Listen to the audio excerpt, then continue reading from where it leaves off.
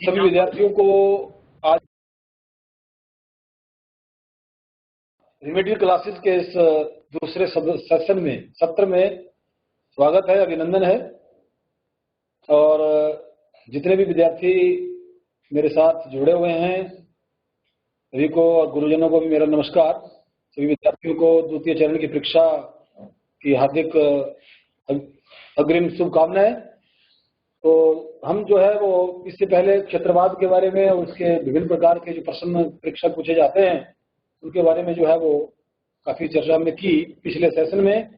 अब हम जो चर्चा करने जा रहे हैं, जैसा आपको पता है हमारा जो पाठ 8 है, यूनिट 8 है, वो बहुत ही परीक्षा की दृष्टि से बहुत ही महत्वपूर्ण अध्याय रहता है। प्यारे विद्यार्थियों, आपको पता है कि बिना आंदोलन से कुछ भी प्राप्त नहीं होता है। जब देश जो है वो उपनिवेश का शिकार था, साम्राज्यवाद का शिकार था, हमारे देश के लोगों ने आंदोलन किया और एक बहुत बड़ा आंदोलन हुआ जिसको राष्ट्रीय आंदोलन के नाम से जाना जाता है।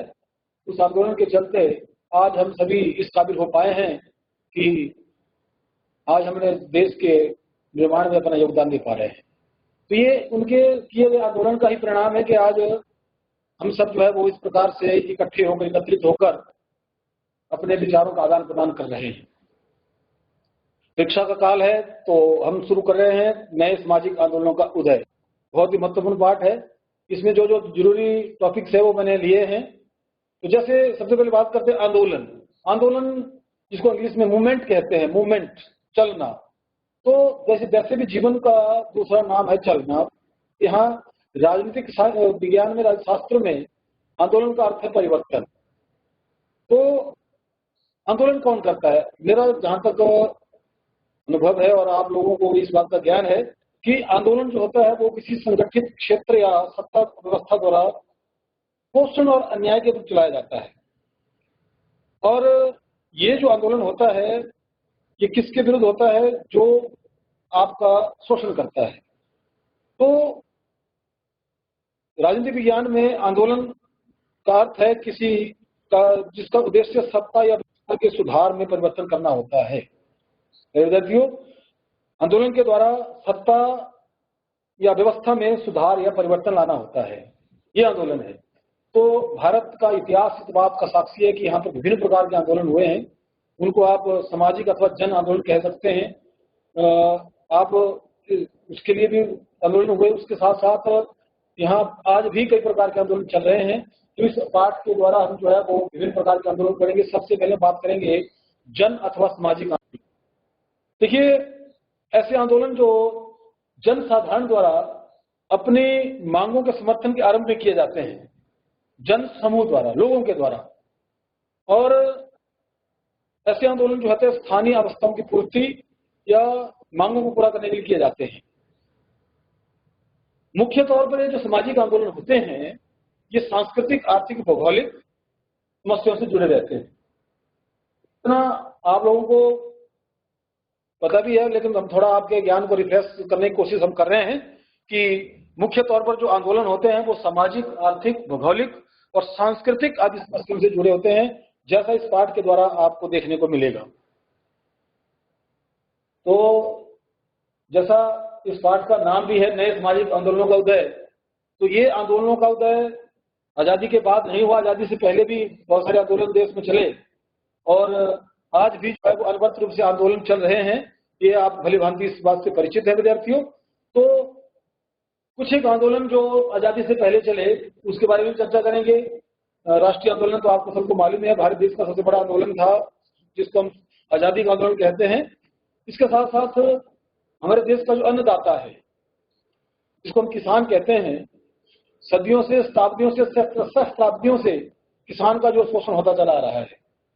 विद्यार्थियों, जो किसान अथवा कृषक आंदोलन, जो किसान या कृषक आंदोलन के जो समुदाय है वो अपने समुदाय के जो शोषित और गरीब वर्ग अर्थात सीमांत किसान और मजदूरों और मजदूर के सामूहिक जो आंदोलन होते हैं वो कृषक आंदोलन कहलाते हैं। मतलब किसानों के द्वारा, अगर हम साधारण भाषा में कहें कि किसानों के द्वारा अपने साथ हो रहे अन्याय के विरुद्ध जो आंदोलन चलाए जाते हैं वो किसान आंदोलन कहलाते हैं, कृषि आंदोलन कहलाते हैं। और ये कोई नई बात नहीं है, जब से देश आजाद हुआ और उससे पहले भी आंदोलन चले। आपको इस बात का मालूम है कि जो तिभागा आंदोलन था, तिभागा आंदोलन जो है वो भारतवर्ष के इतिहास का सबसे पहला किसान आंदोलन है, जो कि 1946 में चला था। और ये आंदोलन जो है वो बंगाल का आंदोलन था, बंगाल का, क्योंकि यहाँ पर जो है वो औद्योगिक मजदूर वर्ग को इसमें मझोले किसान अलग हो गए थे। लेकिन इस आंदोलन का जो है वो बहुत ज्यादा समर्थन न मिलने के कारण जो है वो ये आंदोलन जल्दी समाप्त हो गया था।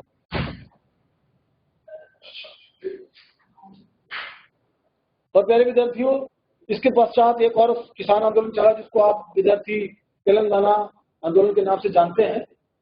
ये भी एक प्रकार का कृषि आंदोलन था, किसानों के द्वारा चलाया गया था।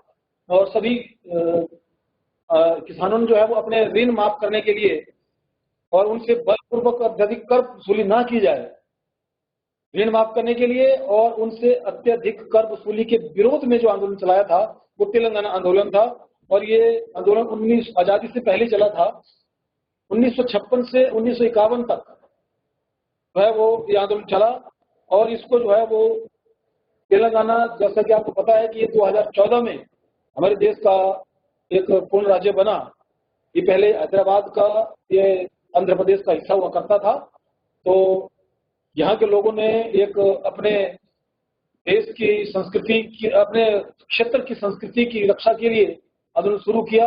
ये मतलब एक रक्षक क्षेत्रवाद के रूप में आंदोलन शुरू किया था। और आगे चल 2014 में हमारी संसद ने जो है वो तेलंगाना को जो है वो पूर्ण राज्य का दर्जा दिया था। इस प्रकार से तेलंगाना जो है वो बहुत पुराने समय से आंदोलनरत है। किसान वहाँ के 1946 में जो आंदोलन चला, और किसानों ने जो है वो उस वक्त जो है वो जो हैदराबाद का निजाम था उसके विरुद्ध आंदोलन चलाया था। और ये आंदोलन में लगभग 2000 गांव इसमें शामिल हो गए थे और 40 लाख जनसंख्या प्रभावित हुई थी। साथ ही साथ आंदोलनकारियों ने सरकारी पदाधिकारियों को भी जो है वो अपने नियंत्रण में ले लिया था। और धीरे धीरे उन लोगों ने जो है वो जमींदारों को उनके घर से निकाला, या यहाँ तक कि गांव से निकाल दिया और उनकी भूमि पर कब्जा कर लिया था। ये इस आंदोलन का थोड़ा सा आपको ज्ञान साझा कर रहा हूँ, आपका दिमाग नॉलेज जो है वो रिफ्रेश कर रहा हूँ। इसके बाद हम बात करते हैं नक्सलवाड़ी आंदोलन की। जैसा नक्सलवाड़ी ये भी जगह, ये भी पश्चिम बंगाल में ही है। नक्सलवाड़ी पश्चिम बंगाल में स्थित है, ना गांव का नाम है। अब ये भी एक्चुअली किसानों के द्वारा चलाया गया आंदोलन था। ये भी कृषि आंदोलन की श्रेणी में आता है। एक्चुअली यहाँ भी 1969 में एक मार्क्सवादी नेता हुए, कम्युनिस्ट पार्टी के लेनिनवादी के समर्थक कानू सन्याल, इन्होंने जो है वो वहां पर मार्क्सवादी पार्टी की स्थापना की थी। और इन्होंने जो है वो सख्त क्रांति के द्वारा संपूर्ण देश में समाजवाद की स्थापना के लिए जो है वो प्रयास शुरू किए। और ये इनका जो है वो, अगर देखा जाए तो इस आंदोलन को जो इस नेता को जो है वो, क्योंकि मार्क्सवादी लेनिनवादी संबंधित थे, तो इनको ये जो नेता था कानू सन्याल, ये चीन के नेता माओ से तुंग से प्रभावित था। नक्सलवाड़ी आंदोलन की बात हम करते हैं तो इसमें आपको यही लिखना है कि ये इस आंदोलन कहाँ से शुरू हुआ और ये किसके विरुद्ध। ये भी बड़े बड़े जिम्मेदारों के विरुद्ध आंदोलन चलाया गया था, क्योंकि वहां भी किसानों का जो है वो शोषण होता था। तो और ये हिंसात्मक आंदोलन था। नक्सलवाड़ी जो आंदोलन था वो हिंसात्मक आंदोलन था।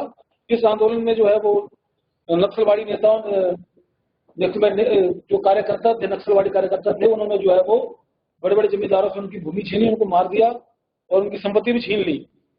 धीरे धीरे ये आंदोलन जो है वो पूरे देश में मशहूर हो गया और भारतवर्ष के कई राज्यों जैसे उत्तर प्रदेश, बिहार, पंजाब और कश्मीर में जो है वो नक्सलवादी के नाम से जो है वो आंदोलन चले। तो ये आपको जो है वो बात याद रखनी है कि हमारे देश में आज़ादी से पहले और आज़ादी के बाद और अभी भी आंदोलन चले हुए हैं। अभी हाल ही में आपको मालूम है, इस बात से आपका ज्ञान है, हालांकि आपके सिलेबस में नहीं, लेकिन ऐसे ही आपकी चर्चा कर रहा हूँ कि पिछले महीने जो है वो हमारे देश में जो कृषि आंदोलन चले हुए थे 1 साल से, वो भी समाप्त हुए। वो भी किसानों जो है वो अपनी मांगों को लेकर जब दिल्ली के किनारे पर बैठ के जो है आंदोलन किए तो हमारी सरकार को झुकना पड़ा। तो अभी भी हमारे किसानों का आपको पता है कि आज देश में स्थिति क्या है। वास्तव में हालांकि हमारा किसान अन्नदाता है, लेकिन उसके बावजूद भी उसके साथ शोषण होता है। वो आत्महत्या करने को मजबूर हो जाते हैं। ये हमारे किसानों की दुर्दशा है। तो जब तक इनका शोषण होता रहेगा, जब किसी भी समुदाय का, किसी भी वर्ग का, किसी भी हित का जो है वो शोषण होगा, वो तब तक जो है वो इसी प्रकार के आंदोलनरत रहेंगे और सरकार के साथ जो है वो अपनी मांगों को लेकर लड़ाई लड़ते रहेंगे।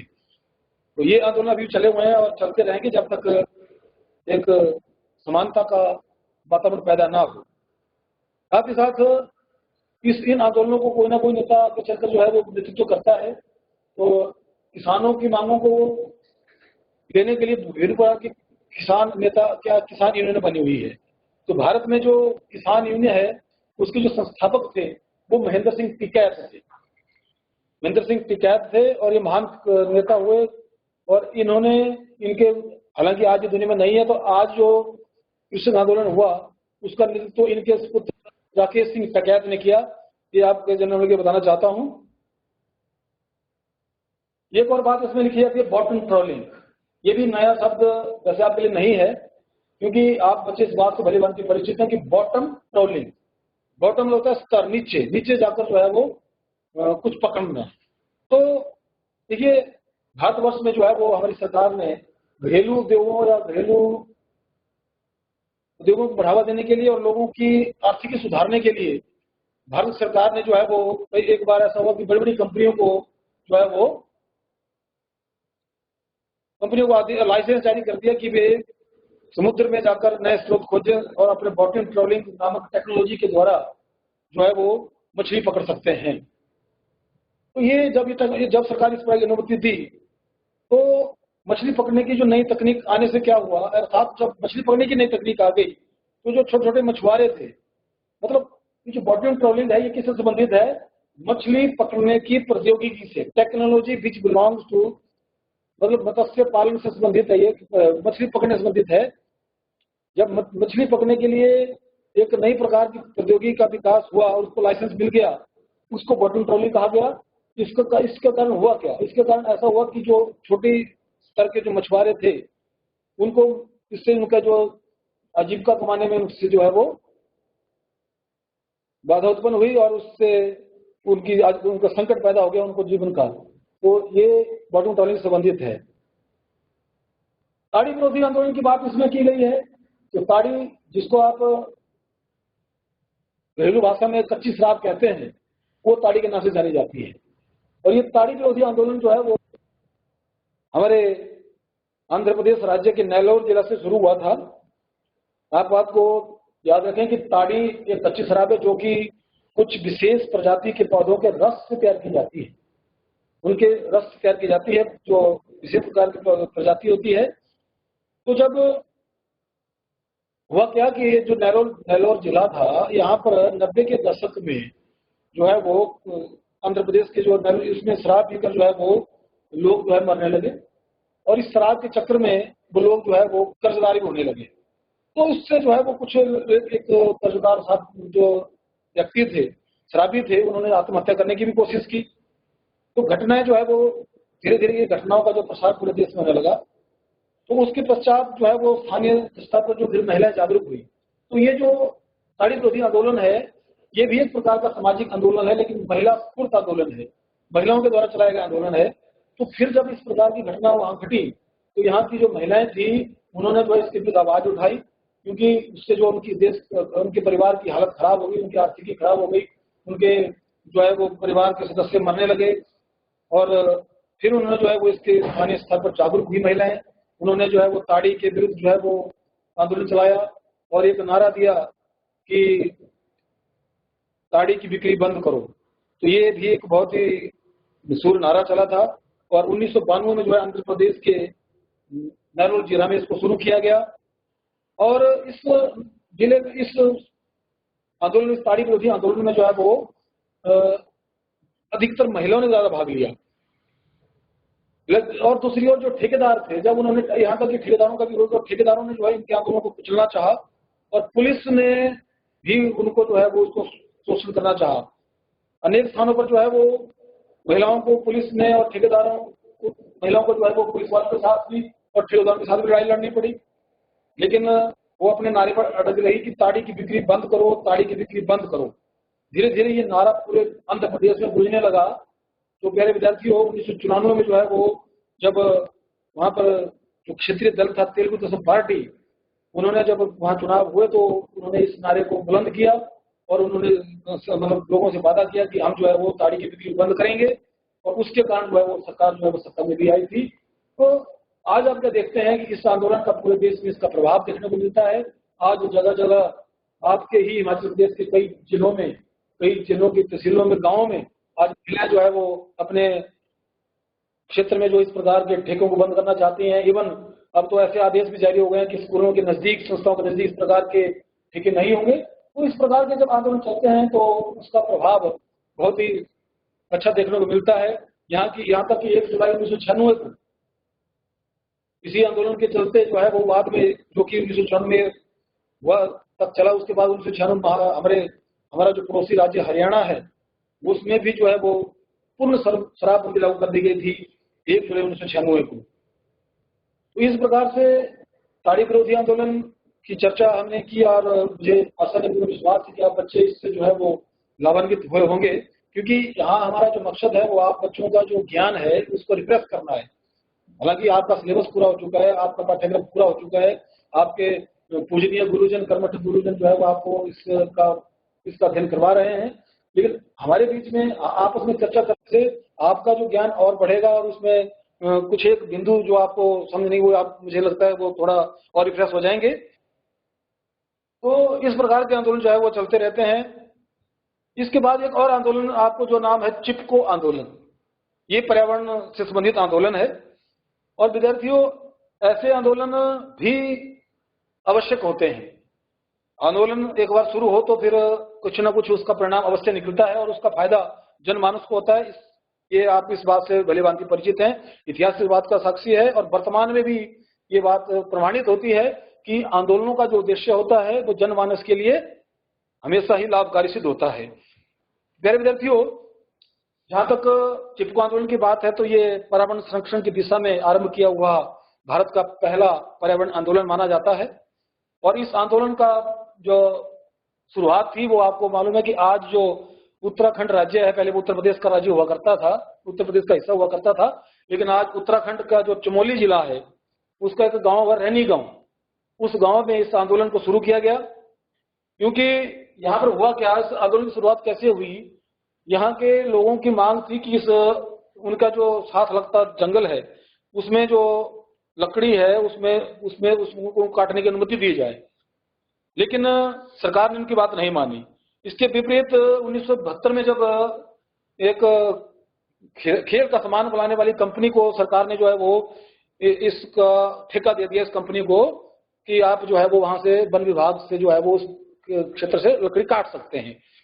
तो जब लोगों ने मांग की तो उसको नहीं माना गया, और ठेकेदार ने मांग मानी, एक खेल का सामान बनाने वाली कंपनी को जो है अनुमति प्रदान कर दी गई। तो इससे जो है स्थानीय लोगों में जो है वो रोष पैदा हो गया, और लोगों ने जो है वो इस बात का विरोध करना शुरू कर दिया, क्योंकि उनका मानना था कि जब इस जंगल में हमारा पूरा स्थानीय होने के कारण इस पर पहला अधिकार हमारा बनता है, हमें जब इसकी अनुमति नहीं दी गई तो बाहर वाले को हम इसमें जो है प्रवेश नहीं करने देंगे। तो जब इस प्रकार गांव के लोग जो मेरे रोष पैदा हो गया, और जब कंपनी के ठेकेदार वहां पर पहुंचे और उन्होंने उन पेड़ों को काटना शुरू किया, तो भाई वहां गांव की महिलाएं, ये भी एक प्रकार से महिलाओं से स्फूर्त आंदोलन था, तो जन आंदोलन के रूप में भड़क उठा, और वहां की जो महिलाएं वो ठेकेदार पेड़ काटने लगे तो वो महिलाएं जो है पेड़ के साथ चिपकना शुरू हो गई, इसलिए इसको चिपको आंदोलन कहते हैं।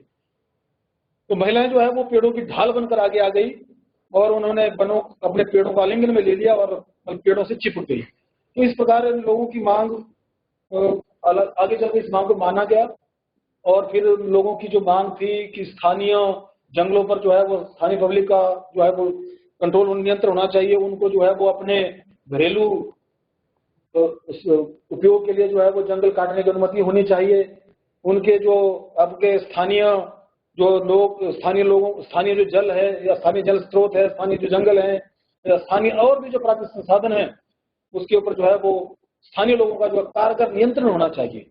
तो आप लोग, हम जो है वो हिमाचल प्रदेश का पहाड़ी क्षेत्र है, आप लोग इस बात से भली बात की परिचित है कि आज हमारे हिमाचल प्रदेश के बहुत से पहाड़ी क्षेत्रों में बहुत सारी ऐसी इकाइयां बनी हुई हैं जो कि अपने क्षेत्र के, अपने स्थानीय क्षेत्र के परिक्षेत्र में जो भी वन आते हैं उनकी रक्षा के लिए तत्पर रहते हैं और किसी भी बाहरी व्यक्ति को उसमें प्रवेश होने की मनाही होती है। ऐसा आप लोग खुद, बहुत सारे लोग, बच्चे और हमारे सभी लोग इस बात को भली भांति परिचित हैं। और ये बात को सब मालूम है कि जब भी हमें कभी घरेलू उपयोग के लिए वनों से लकड़ी काटनी होती है तो हमें जो है वो, जिसको आप टीटी के नाम से जानते हैं, तो टीटी प्राप्त होती है और बड़े कम दामों पर जो है हमें अपने स्थानीय जंगलों से लकड़ी प्राप्त हो जाती है। आपके घर में जब शादी होती है या कोई भी किसी प्रकार का जन्म या मरण होता है तो आपको जंगल से लकड़ी काटने की अनुमति है। तो कहीं ना कहीं ये जो चिपको आंदोलन चला उसका भी प्रभाव आज पूरे देश में देखने को मिलता है। तो मैं शुरू से ही बात कर रहा हूं कि जो आंदोलन चलते हैं उसका प्रभाव जनमानस पर होता है, क्योंकि जनमानस द्वारा ही चलाए जाते हैं। तो जनमानस का इसके साथ जुड़ना, उसका प्रभावित होना एक सामान्य और स्वाभाविक जैसी बात है। एक और यहां मैंने वैसे उसको इंगित नहीं किया है कि वो आंदोलन वैसे होना वो भी जरूरी है, जैसे उसका नाम है नर्मदा बचाओ आंदोलन। देखिए, ये जो ऐसा आंदोलन था, ये भी पर्यावरण संबंधी आंदोलन था और ये राष्ट्रीय और अंतर्राष्ट्रीय स्तर पर जो है वो भारत का सबसे लोकप्रिय आंदोलन माना जाता है। क्योंकि ये आंदोलन जो है वो 3 राज्यों में जब सरकार ने एक बहुउद्देशीय परियोजना शुरू की, सरदार सरोवर परियोजना के नाम से वो जाना जाता है कि इसमें बिजली उत्पादन से संबंधित ये आंदोलन है। गुजरात, मध्य प्रदेश और महाराष्ट्र, ये 3 ऐसे राज्य थे जहां पर इस काम को शुरू किया गया। और यहाँ पर जो है वो संयुक्त रूप से एक परियोजना बनाई गई और आरंभ की गई थी। ये 70 के दशक की बात है और उसमें जो है वो आरंभ हुई और 1980 के दशक के अंत में इस बहुउद्देशीय परियोजना के विरोध में जो है वो हमारी जो मशहूर पर्यावरणविद थे मेधा पाटेकर, बाबा आमटे, सुंदरलाल बहुगुणा, इन लोगों ने जो है वो इसका विरोध करना शुरू किया। क्योंकि ये जो बहुउद्देशीय परियोजना थी जो कि नर्मदा नदी के ऊपर बांध बनना था, जिसका नाम सरदार सरोवर बांध था, जिससे कि बिजली का उत्पादन होना था, उसके कारण जो है वो 3 राज्यों के लगभग 250 गांव जो है वो जलमग्न हो जाने थे। 250 गांव कम नहीं होते। तो 250 गांव जब जलमग्न हो जाने थे और उन्हें विस्थापन, उनको वहां से विस्थापन होना पड़ना था। तो विस्थापन का मतलब उनको अपने स्थान छोड़कर किसी अन्य स्थान पर जाना पड़ना था। तो एक बहुत बड़ी समस्या थी। उस समस्या को लेकर उनको अपनी जिंदगी गुजर बसर करने की भी बड़ी दिक्कतें पैदा हो गई थी। तो फिर इन तीनों हमारे पर्यावरणविदों ने, मेधा पाटेकर, हमारे सुंदरलाल बहुगुणा जी और हमारे बाबा आमटे, इन तीनों लोगों ने जो है वो इस आंदोलन का नेतृत्व किया और फिर इन्होंने जो है वो लोगों के विस्थापित होने के